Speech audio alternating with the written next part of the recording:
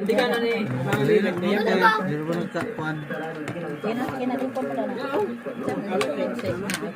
Sige lang na, dyan. Ay mo, imama niya yung hulog na yun. Kaya na. Tarabuyak. May nagkamtik-tik na ulo ka.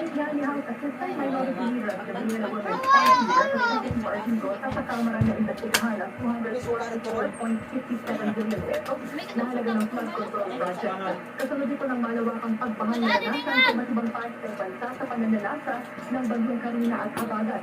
Sa kabila ng itinagmalaki ni Pangulong Ferdinand Bongbong Marcos Jr. sa kanyang State of the Nation address ng mga nakumpletong proyekto laban sa pagbaha, hindi maiwasan ni Rosas ang hinala na baka napunta sa korupsyon ang pondo kaya palapak ang mga flood control projects.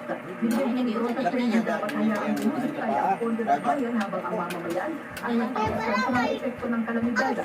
Samantala, sa lagay ng panahon, wala na halos ilang nararanasan dito sa Quezon City na bahagya din na sumisikad na ang araw kaya maliwanag pero maulap ang kalamidad. Kasama mo sa kamera ang ating Mariano sa Pag-Adelen, Vida, Zalopay, 5. Samantala, may 2,000 pamilya sa Bicol Region na apektado ang bagyong Karina ayon sa OCD Region 5. Kasama mo mula sa RMN Legazpi, si Radyoman Leo Parceliano. Mahigit sa 8,200 ay apektado ng bagyong Karina. Pero ang tingin ng aming habagat at may pamilya ng 8,000 sa napuntina.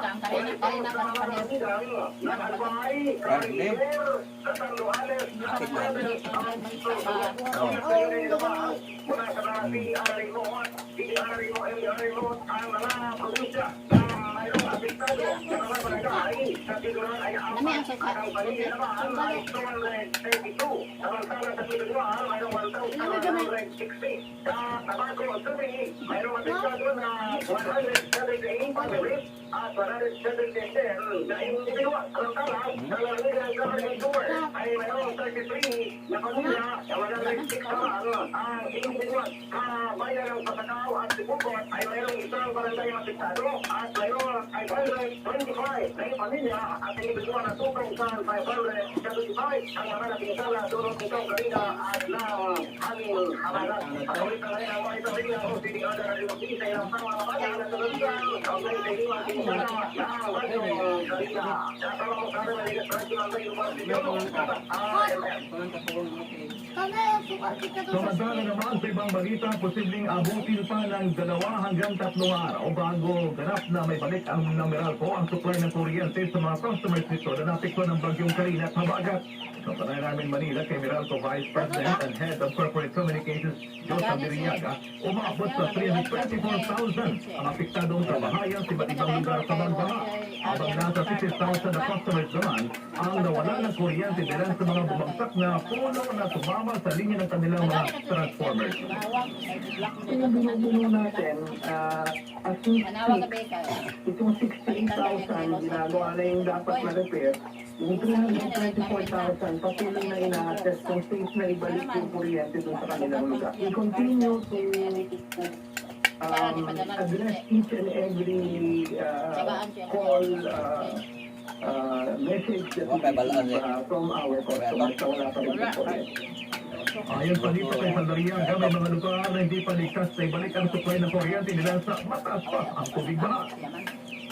Hintay natin kasi yung talagang pag-subside ng tubig baha, maraming areas pa rin na monitor ko kaninang umaga, medyo mataas pa rin yung tubig baha, hindi pa rin safe ibalik yung kuryente. Tapos yun naman sa 68,000, siyempre madami-dami pa rin yun.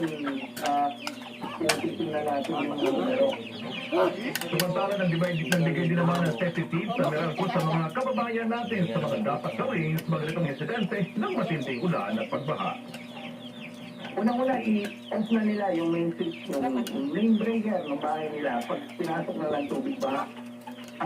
After humupa, kapag wala ng baha, napagtambak yan putek, no? Ang mga outlets nila, i-check nila muna. Siguro maganda pa, check nila muna sa competent electrician kung okay at hindi compromised.